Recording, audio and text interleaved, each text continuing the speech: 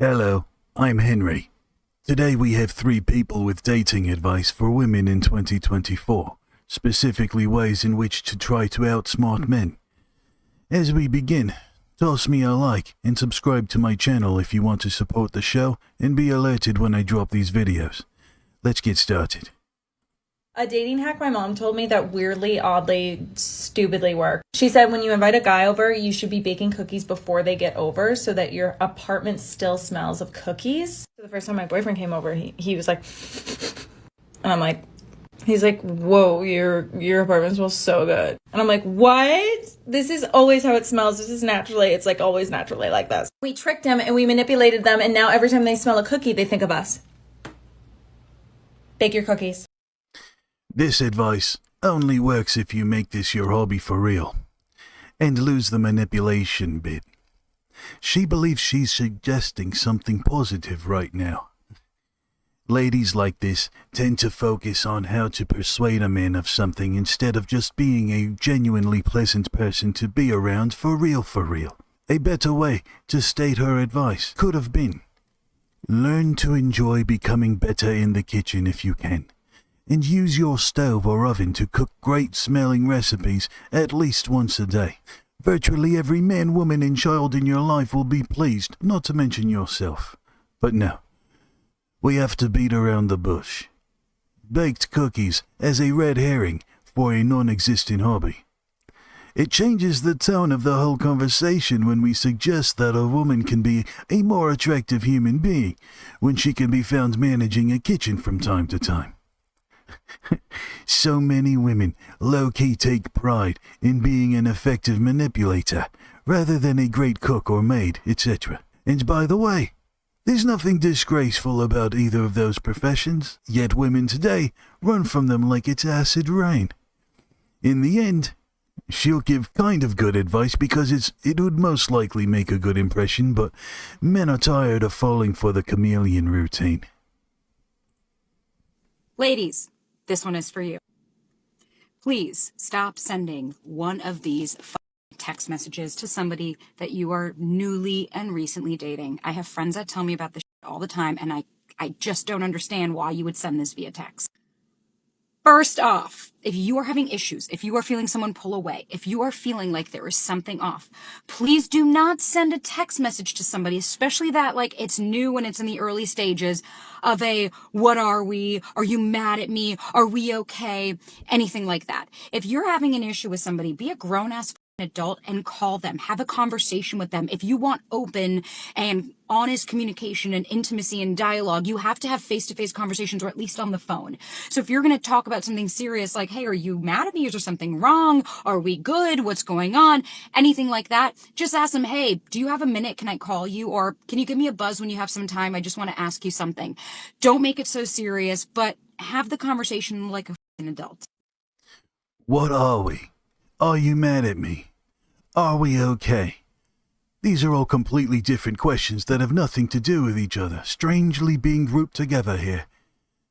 Let's go with the what are we question for now. The what are we talk is ideally best had before breaking bed together. Maybe after one time together where bedtime allegedly, quote-unquote, just happened, then it could still be logical and reasonable to talk about being a monogamous couple before progressing. But what happens these days is 304s will, quote-unquote, talk to a bloke in a manner as gentle as a 20-minute mechanical bull ride at least a half dozen times.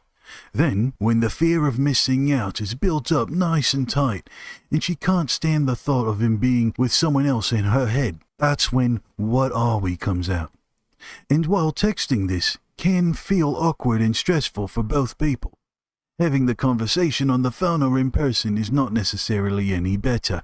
I'll add also that so often blokes experience these conversations when they give in to the pressure and declare that, yes, right, we're a couple now. It's at this moment that she begins to change. If you haven't experienced it, I understand if it sounds outrageous to you and you don't quite believe me, but much of you lot hearing me right now know what I'm on about. They fall in love with the anxiety, uncertainty, in the ways that they hypothetically can earn the man, who they currently find attractive anyway. Then, when they have that locked in, the desire and respect go away, one piece at a time, and gets put into other people and things. Years later, the man looks around and thinks, how the hell did I get here? She doesn't look at me the same anymore, doesn't laugh at my jokes. She corrects every single thing I say, even when I'm clearly right about something. She's always on about some drama and spins me up in it. All tracing right back to what are we? Again, more of that manipulation foolishness rather than being upfront about her feelings and intentions before developing a situationship, which, make no mistake about it, she's only asking what are we when it's a situationship. And if that's what you want, cheers. I get on brilliantly with people who move that way. But brace yourself, accept the reality, and don't whine when your situationship buddy rejects something more with you because, well, why the hell would he? If you're already breaking bed with him and he's clearly got other options making you nervous. What are we? From a modern woman means, I enjoy bedtime with you. Now, I want exclusive rights to your bed, your time, and who you spend your money on. And the fact that you haven't brought this up already is starting to hurt my bloody feelings. And modern blokes are saying, I like my bed the way it is, and my time and money are too important to me. It was nice knowing you. It is driving modern women 6s and 7s to see that men actually mean it when they say this, while women are out here saying similar things, but it's all in a vain attempt to shame men they want into valuing them, as they cope with fewer men validating them over time. And the sea of tears continues to crash into the wall, lubricating the gears of her aging spirit. Secondly, if you are every single day texting this person first, every single day, good morning, how are you, what's going on, constantly doing the check-ins, where are you, what are you up to, what's going on, when am I going to see you? You gotta read between the lines here. First of all, most men are not disturbed by a woman who's attracted to them texting them a lot. What disturbs most men is any nonsense. Jumping to conclusions, a neediness for frequent validation, and unreasonable judgmental expectations of a man. If a woman is pleasant about it, sincere, comes off adoring and eager, genuine, aka not a chameleon, never trauma dumps or shows any sign of being a lifelong 304, but she actually lives a life of self-control and respect for others, most men would have a better day knowing a woman like this feels this positively about him. I'm not saying how he would behave particularly, but he would like that. It would be different for a modern man. And again, this is to infer that the two began coupling recently. Complete strangers, however, are those many years into a relationship use different equations, but in the so-called beginning, there's nothing wrong with a woman doing that. It all depends. However, I'm talking about most men. Well, this woman neglects to mention that the men she's talking about are the men who've had accessible options most of their lives and don't care about these women to begin with.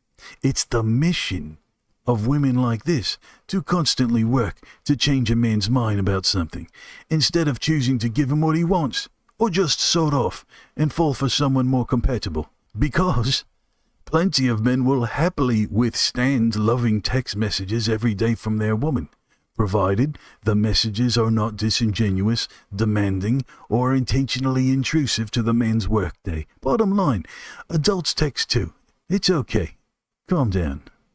You got to also let someone chase you a little bit. I'm not talking about a game. Nobody is saying that. But for me personally, in the first 3 to 4 weeks, like, I very rarely will text a guy first, just because, like, I'm giving a little bit of breathing space in there. I'm giving a little bit of mystery. Like, I'm also super fucking busy.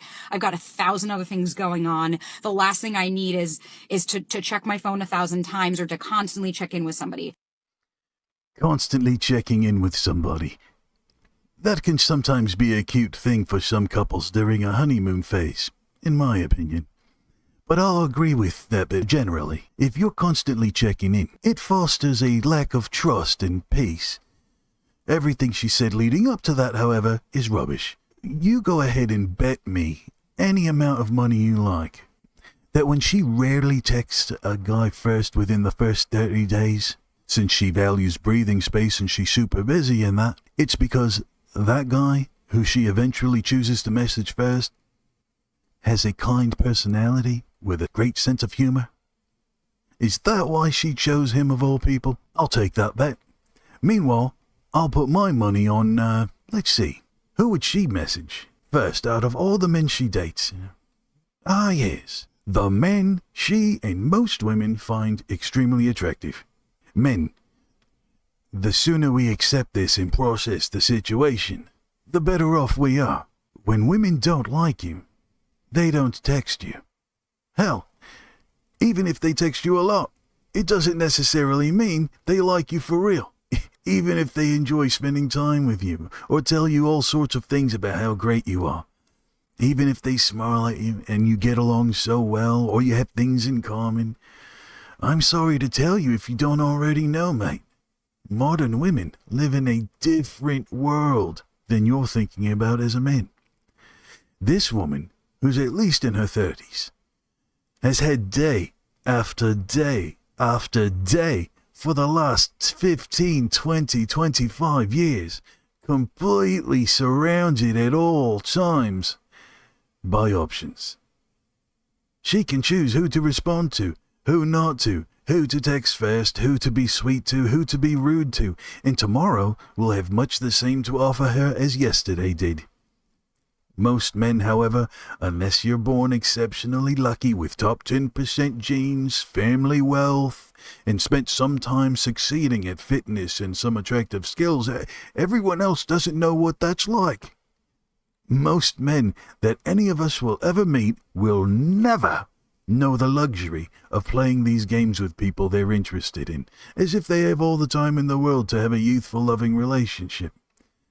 The average man, especially in our teens, 20s, even 30s, wants that romantic special love. I know it sounds absolutely psycho to anyone who only has eyes for gym rats, street gangsters, and 8-inch bananas and high-end cars, but yes, it's true.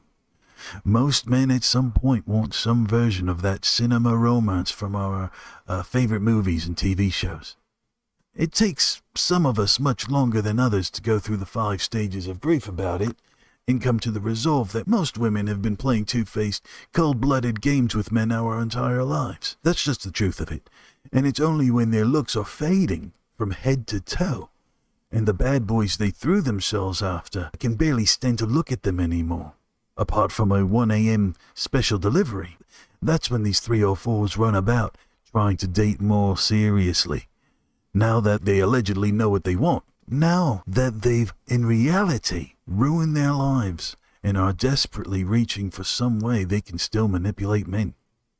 Of course, if I want to send someone a message, I'm going to do it. I don't believe in playing that game, but I do believe in living your own life and doing your own thing and not constantly being the first person, because at that point you're leaving no mystery, you're leaving no excitement. It's just, it almost becomes a chore every single solitary day if someone's constantly texting you, especially like in the first couple of weeks.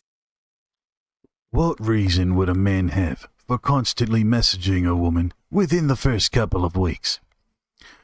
First of all, most men, even the most romantic-hearted men, won't do that. Not constantly. But let's say there are some. Fine. Why would he be doing that? I suggest he's texting you all the time because he believes you asked for it and you like it. Men don't bother women like that. And if you're not attracted to him and these messages are disrespectful, shameful, or otherwise negatively impacting you, A, why did you have and continue to have bedtime with him? And B, why don't you tell him how you feel about that? And if he doesn't change that behavior immediately, stop seeing him and move on. See, texting a woman a lot is a mistake for a man. But it's not so bad a thing.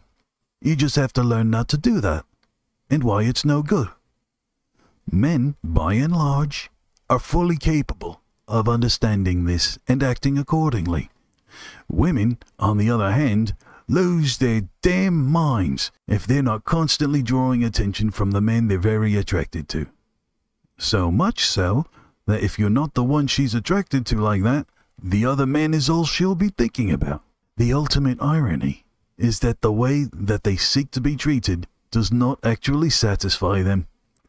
What satisfies them is when they chase a man and that man is too busy for them.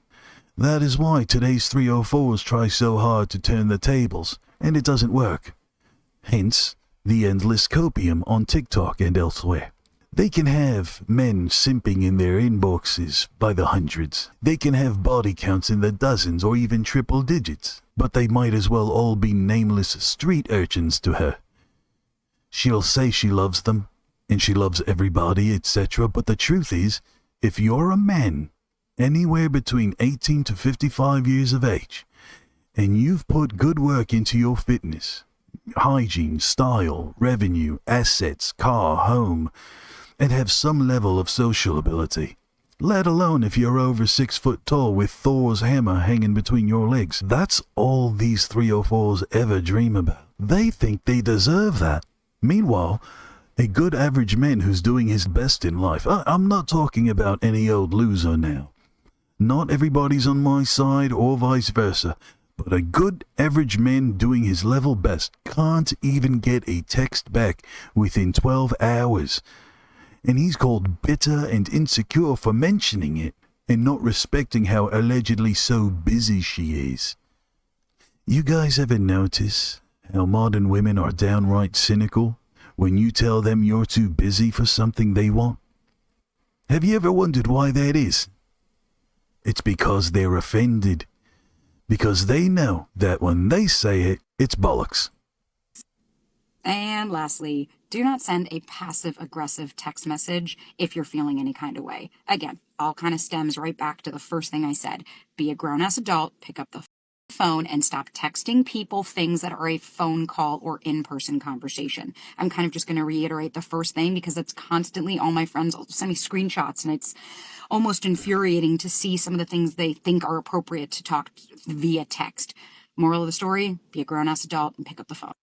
Picking up the phone, every time you have something so-called important to talk about, is more likely to show neediness and a disregard for another person's time and peace. What can be so important in 2024 that you just need to call a man? Again, within the first 2 or 3 weeks of dating, every time you decide texting, or God forbid waiting until the next time you see him, isn't good enough. That's when men hear this, I'm sorry I'm being a pain in the arse, or I'm sorry to keep calling, but, and so forth. Women like this never, that's right, I'm using the word never, want a man, even the ones they're attracted to, even the ones they're most attracted to contact them frequently. Yet modern women feel entitled to continue absorbing a man's attention, usually with mixed signals and rambling, which they call venting. Venting. I'm venting. I needed to vent. Thank you for letting me vent. When she says, don't send passive-aggressive texts, I agree with that. But again, that's technically just an error, and a minor one for men. The main thing is, are you a passive-aggressive woman? Are you a manipulative woman? Are you direct, welcoming, feminine, attentive, patient, with self-respect and respect for this man's autonomy? Or are you the sort that's obsessed with validation and compelled to test and control someone who you recently met and broke the bed with, and you're terrified of being a just-for-fun thing? Men don't care that much about passive-aggressive texts, as much as a pattern of guilt-tripping, indirect, passive-aggressive behavior. Such a text once or twice or in the confines of a comical tone is something men usually have no problem just rolling with, especially if that man has a sense of humor or is generally forgiving and patient himself. But once again, these 304s have no interest in those men. If they did, they wouldn't be making videos like this. Instead, she'd advise her fellow modern women to not chase bad boys when they're 15 to 25 because of XYZ reasons. Be kind and inviting to an attractive, good bloke who takes care of himself and shows responsibility with his life. Secure a verifiable relationship with him before breaking bed. Assist him. Yes, assist him as much as you can, short of irrational sacrifices. And don't have any children until you're married with the full intention and deliverance of staying together forever. Now, what I just said makes perfect sense to most men and some women, whether they're interested in that life at this point or not. These modern 304s who date 3 men a week and go night-night with random chads and pookies until their body counts past their bloody credit scores think that what I just said is overgeneralizing and not putting enough blame on men. To which I respond by quoting the late great Kevin Samuels, "Buy a dog and die alone." When a guy likes you, there's one speed he's going to take. Okay, welcome to the Daddy Academy, and it should look like this. Men, understand this. This bloke Nico here is convincing modern women right now in 2024 that what he's about to say is the one way, or speed as he calls it, that you operate in when you like a woman. Now, listen carefully to this enlightened gospel as I let this clip play out, and he vomits this utter bollocks through his crap-eating grin to the tune of 308,000 likes and 7,500 shares on TikTok. I'll give him what for in a moment. Within 48 hours of meeting you on a dating app, okay, a few exchanges back and forth, he will get you off it, get your number, set a date for that weekend. Throughout the week, you will get consistent communication from him, not constant. You might skip a day or so, but you will know that for certain that date is happening that Saturday night. Go on this date, have an amazing date, you have a great time. Coming out of that date, whether you text him first or he texts you, there'll be that communication on Sunday. He will say, obviously if the date went really well, "I would love to see you again. What are you doing this weekend?" So plan the date for the following weekend. You agree? You're going out that weekend. There will be consistent communication throughout the week, not constant. Okay, so he's not blowing up each other's phones, but you will hear from him maybe every day, every other day, but enough that you still feel confident about the way things are going. They'll go on that second date. Repeat. More or less, it's going to be that same cycle. Okay, he's not going to be love bombing you. You're not going to see him 4 times in 2 weeks. Like, it's this consistent 1 week date, a little chit chat, 1 week date, a little chit chat. And that will continue for at least the first month. After the first month, things can start to ramp up a little bit. But for those first, 3 dates or so, that is the speed it should feel. And it's good for you too, because you don't know a guy until you've seen him over a period of time. If you love bomb each other and you see each other 4 times in the first week, it's like you're just building this connection based off of emotion, and you're not really seeing how he operates, right? So you want to see how he operates as well. But a healthy masculine man, this is how he's going to go about pursuing you, okay? That's not going slow. That's the proper speed. Going slow would be you see him once a month. That's slow, okay? That we don't like. Once a week for the first month, that's great, and they could always build from there.